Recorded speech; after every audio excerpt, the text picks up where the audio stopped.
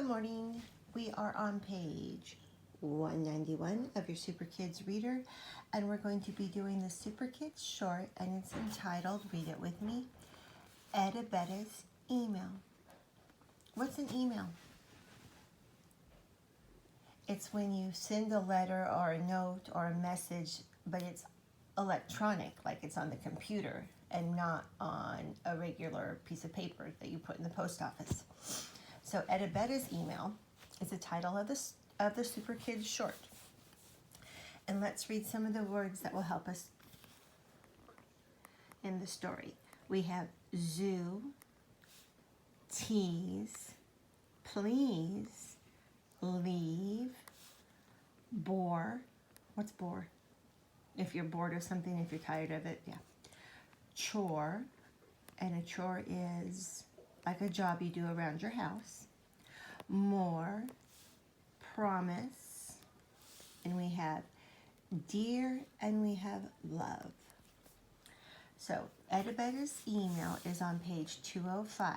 So let's turn to page 205. And I'll wait till you get there because we need to talk about this little email message that Ettabetta sends. Okay, everybody's on page 205 now.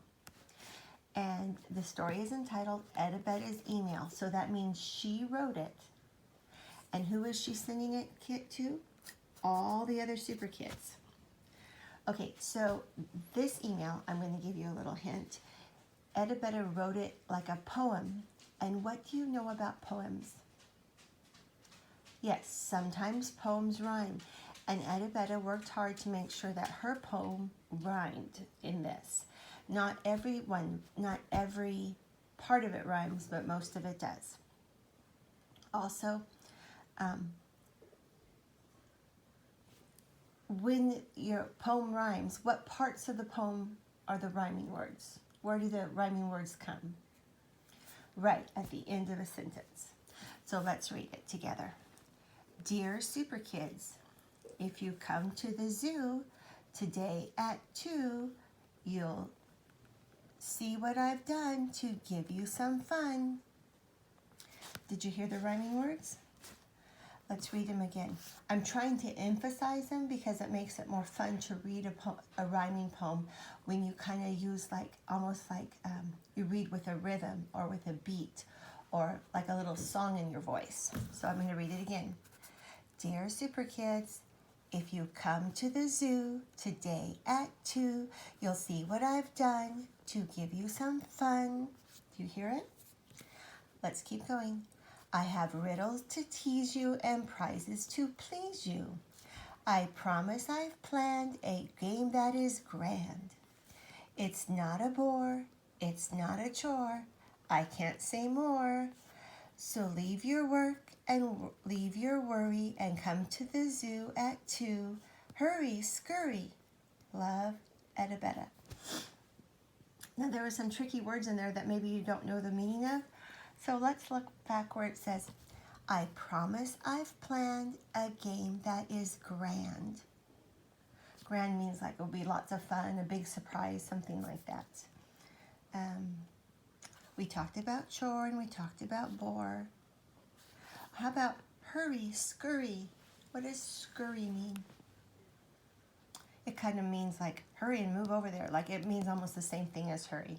And it rhymes good too with hurry and scurry. Let's practice reading it one more time with me, and we're going to try and emphasize the rhyming words. So our voices are going to sound kind of silly and sing-songy, okay?